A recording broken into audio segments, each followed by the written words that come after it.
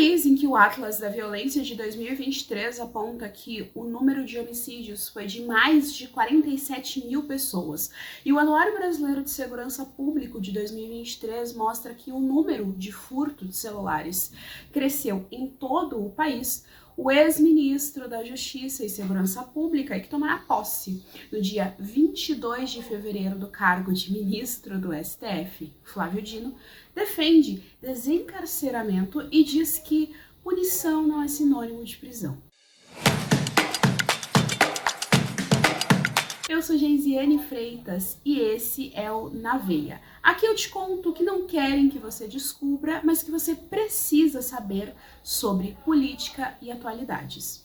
Não é a primeira vez que um membro do governo, Lula, realiza esse discurso público em prol dos bandidos em detrimento do cidadão trabalhador. Em março de 2023, o ministro dos Direitos Humanos e Cidadania do Brasil, Silvio Almeida, defendeu a descriminalização das drogas. Já em junho de 2023, ele declarou que precisamos discutir políticas de desencarceramento numa perspectiva de direitos humanos. A bandidolatria não é um assunto que chegou aos meios acadêmicos e midiáticos recentemente, e o tema tem uma estreita relação com o racismo, mas não pelos motivos apontados pela esquerda. Essa que é a grande questão. A teoria da criminologia crítica, como os marxistas gostam de chamar o termo bandidolatria, tem como um de seus grandes expoentes a filósofa marxista e negra Angela Davis. Angela Davis, ela já foi presa na década de 70, acusada de homicídio, e ela pertencia ao Partido Comunista dos Estados Unidos e ao Partido dos Panteras Negras. Este segundo era um verdadeiro partido de terrorismo, espalhava terror na sociedade americana. E ela defende o chamado abolicionismo penal. Para o marxista, o conflito social, o tal do antagonismo de classes mencionados nos livros de Karl Marx, que coloca o proletariado numa suposta posição de subserviência ao poder estrutural da burguesia, restando ao explorado recorrer ao crime. Ou seja, para a esquerda, se você nasceu pobre, automaticamente nasceu para o crime. Mas calma que a conclusão esquerdista piora. Como a maior parte da população pobre do Brasil é contemplada pelo grupo negro, que é aquela nomenclatura utilizada dentro do IBGE, que é composto por pardos, mestiços, pretos, indígenas, significa que para a esquerda ser preto e pobre no Brasil é sinônimo de ser bandido. E eles ainda têm a coragem de dizer que nós é que somos racistas.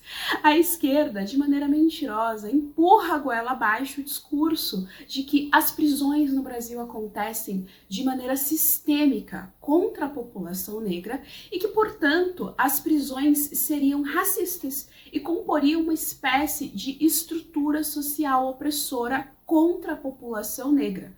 Mas, além disso não ser verdade, pois o que leva um sujeito a ser preso são as ações que ele cometeu na esfera da realidade, contra a lei do país, como um crime concreto de roubo ou de homicídio. Por exemplo, racista é acreditar e propagar que se nasceu pobre e preto no Brasil, o seu destino será os presídios. Nada mais racista que um estereótipo negativo em cima de um grupo étnico, tal qual a teoria da criminologia crítica da esquerda. O governo Lula, o suposto pai dos pobres, que na verdade está muito mais para um padrasto carrasco, ainda é marcado por mais ações que prejudicam justamente as camadas mais vulneráveis da população brasileira. Flávio Dino e todo o time petista se opõem às possibilidades de armamento responsável por parte da população e mina qualquer chance de defesa da população. O ministro declaradamente comunista é um dos tantos que apoia o PL 2630, PL da censura, que cala as vozes que são dissonantes do país e criminaliza opiniões que não concordem com que o mainstream da esquerda, por meio da acusação floreada e falaciosa do discurso de ódio e das fake news. Considerar que crimes de menor escala não são crimes passíveis de punições fere um dos princípios basilares da justiça, o exemplo de aplicabilidade da lei. Se os crimes menores não são punidos dentro de uma malha social, certamente os crimes maiores serão ignorados. E é exatamente o que vem acontecendo no nosso país. Haja visto os políticos que estavam envolvidos em casos de corrupção e voltaram para os cargos de poder como se absolutamente nada tivesse acontecido. A violência urbana, os crimes de roubo de celulares e os homicídios têm como público majoritário justamente os indivíduos que compõem as classes mais baixas da nossa sociedade. O trabalhador comum que sai para trabalhar no dia a dia, que é padeiro, porteiro, motorista de ônibus, caminhoneiro, pedreiro, diarista e tantas outras profissões que promovem o funcionamento do nosso país, são essas pessoas que são assoladas pela bandidagem, sem nenhuma única chance de defesa. Ao passo que o Lula, claro, ele tem segurança armado.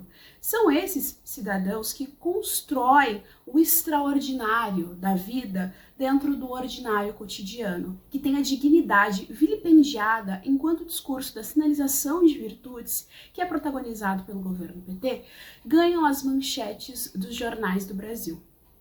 O trabalhador, Flávio Dino, que se esforça todos os dias para conquistar o sustento de sua família, tem senso de justiça.